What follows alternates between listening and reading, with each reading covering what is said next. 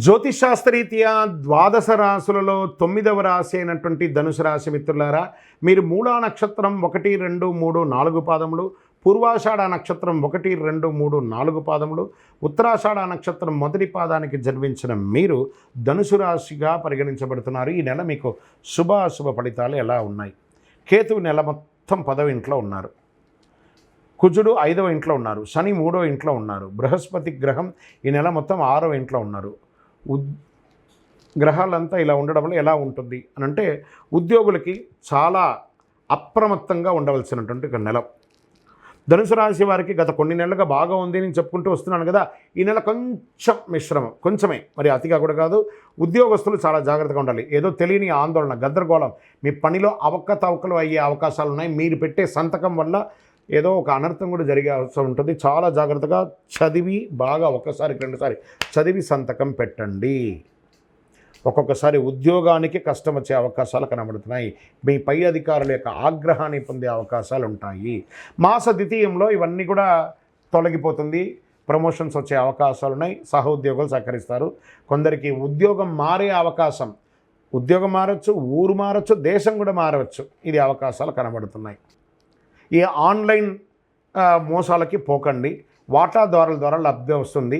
ధన ప్రవాహం సంతృప్తికరంగా ఉంటుంది. మాసం ప్రారంభంలో అన్ని విషయాల్లోనూ కొంచెం ఇబ్బంది పడ్డా మాస ద్వితీయంలో చాలా బాగుంటారు. కొత్త వాహనాన్ని కొనుగోలు చేసే యోగం కూడా బాగా ఉంటుంది. కొందరికి అనుకోని అదృష్టాలు కలిసి వస్తాయి. అనుకునేది అన్ఎక్స్పెక్టెడ్ అండి, ఇది ఇలా జరిగిపోయిందండి అంటారు చూసారా, అది మీకు జరగబోతుంది.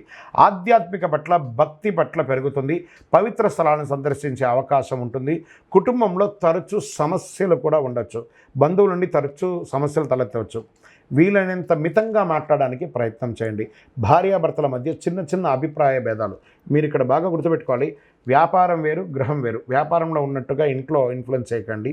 ఇంట్లో భార్యాభర్తలు చక్కగా ఉండడానికి ప్రయత్నం చేయండి. కొత్తగా మీరు సొంతంగా ఇంకొక వెంచర్ కూడా ప్రారంభించే, మీ యొక్క ప్రాజెక్ట్ని కూడా తయారు చేసే అవకాశాలు ఉన్నాయి. ఎక్స్పాన్షన్ ఆఫ్ యువర్ బిజినెస్, ఖండాంతరాలు దాటి కూడా మీ యొక్క వృత్తిని ఇది చేసుకోవచ్చు అని చెప్పచ్చు. షేర్ మార్కెట్ చాలా బాగుంటుందని కూడా చెప్పచ్చు. మీడియా రంగం వారికి కూడా చాలా బాగుంది. ఐటీ రంగం వారికి 70-30గా ఉంది. వివాహం కాని వారికి వివాహ యోగం అని కూడా చెప్పచ్చు.